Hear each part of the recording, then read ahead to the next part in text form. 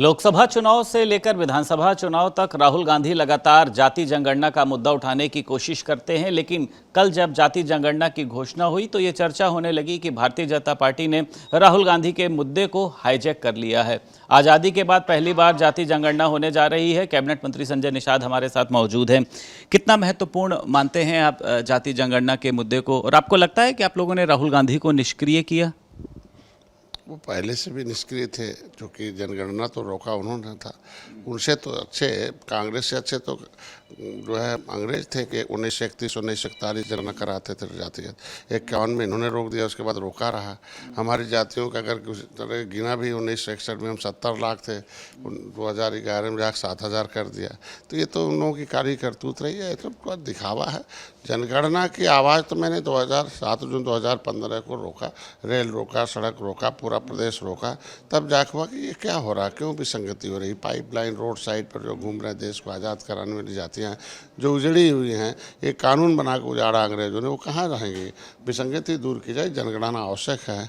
मैं मोदी जी को धन्यवाद दूंगा, मैं पहले पक्षधर था। ये सब लोग खाली छलावा है इन लोगों का, कुछ और है नहीं। कोई मंत्री जी इसको जो है वो अपनी जीत बता रहा है, चाहे मायावती की बात करें, अखिलेश यादव की बात करें। पहले मैंने आवाज़ उठाई, राहुल गांधी, हालांकि स्वागत सभी ने किया है, लेकिन जीत अपनी अपनी बता रहे हैं।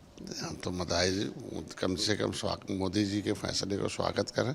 कम से कम अब ये तो कर लें कि केवट मल्ला बिंद कश्यप का हार धिवर एक बार बात हम तो रहा। ये अनुसूचित जाति की सूची में पहले भी सूचीबद्ध थे, इनको ओबीसी में डाल दिया था, राज्यपाल ने निकलवा दिया। तो ये इन जातियों के साथ खड़ा रहे, कहाँ गिनवाएंगे, ओबीसी में करेंगे कि एससी में। चूँकि इन्हीं के समय में 31 दिसंबर 2016 को निकाला, राज्यपाल ने नोटिफिकेशन जारी करके हम ओबीसी से निकाल रखा। तो कम से कम ये भी ध्यान दें कि कौन सी जाति कहाँ गिनी जाएगी। है जमुना उस पार निषाद जो है एससी में है, जमुना इस पार को ओबीसी में डालना कितना अन्याय था। आज के दिन में सभी लोगों का धन्यवाद देता हूं कि कम से कम इस फैसले को सब ने स्वागत किया, सब लोग साथ रहें। बिहार में चुनाव है, बिहार की रणनीति को देखते हुए या बिहार के चुनाव को लेकर आप लोगों ने ये निशाना साधा है, क्या इसके बिहार चुनाव में इसको फायदे मिलेंगे? इसको लेकर भी विपक्ष आप लोगों पर हमला कर रहा है। देखिए, विपक्ष के पास हमला बयानबाजी के अलावा कुछ है नहीं।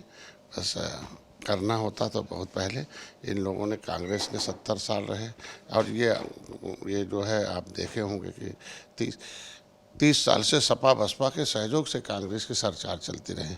ये लोग तो उत्तर प्रदेश में पिछड़ों से निकालते थे, एससी में डालते थे, स्टे लेते थे। 30 साल तमाम दर्जन भर जातियों का इन लोगों ने हिस्सा लूटने का। ये तो कम से कम अब पता चलेगा कौन से लोगों ने किसके हिस्से कितना खाया, अपने आप पता चलेगा। मंत्री जी 2011 में भी इस तरीके की एक जनगणना आंकड़े नहीं पेश किए गए थे, आपको क्या लगता है इस बार वो आंकड़े पेश किए जाएंगे? क्योंकि पीएम मोदी ने खुद हलफनामा जाहिर किया था। और है तो मुमकिन है, ये कांग्रेस ने किया था, तो कांग्रेस की चाल ही ऐसी रही है कि खाली कहते रहो करते मत रहो। ओबीसी को 27% कोटा बढ़ाने की मांग भी उठेगी। आप इसके फायदे किस तरीके से देखते हैं जाति जनगणना? तो 27 में से 9% पिछड़ी जाति एससी वाले को कट जाए, उनका जो होता है उतना ही लें, बाकी हम लोगों को एससी में जोड़ दिया जाए।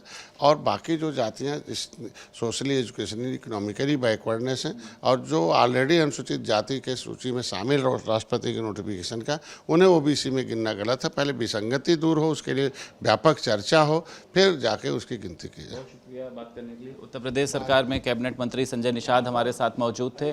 लखनऊ से वीडियो जर्नलिस्ट मेहंदी हसन के साथ संदीप खेर, भारत समाचार।